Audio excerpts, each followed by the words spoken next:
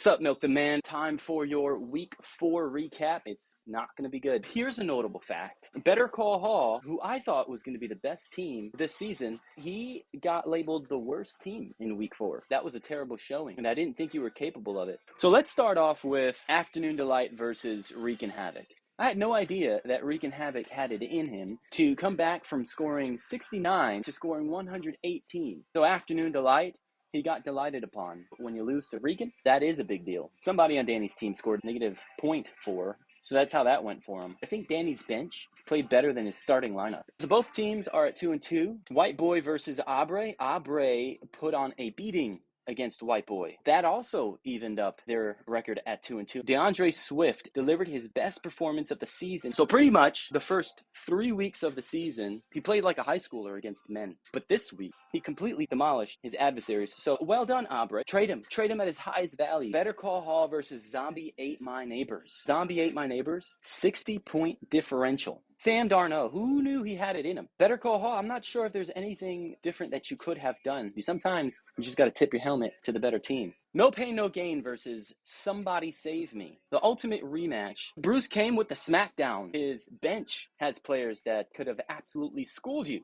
Nathan. Next up, we've got CDs versus Ante Up. Ante Up regains his winning ways. He's got the chance to really dominate in this league. And then lastly, we've got Jeffy Boys versus Swear to Drunk.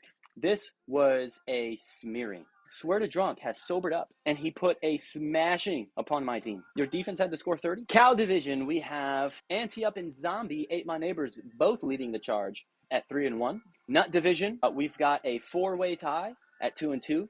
Swear to Drunk, CDs, Better Call Hall, Wreakin'. And then we've got the Breast Division, 3 leaders, all of them at 2-2, No Pain, No Gain. Afternoon Delight, White Boys. Let's look ahead at week 5. All right, so Jeffy Boys versus CDs. This week is the first official week that players are taking buys. CDs has gotten bit by the injury bug. He's got four players on his team that are injured. You know what? I'm feeling good about my team. No Pain, No Gain versus Zombie Ate My Neighbors. No Pain, No Gain actually came back from the dead after getting whooped by Somebody Save Me. I think that this is going to be the game of the week. No Pain, No Gain will take it by smudge. Next, we have White Boys versus Afternoon Delight.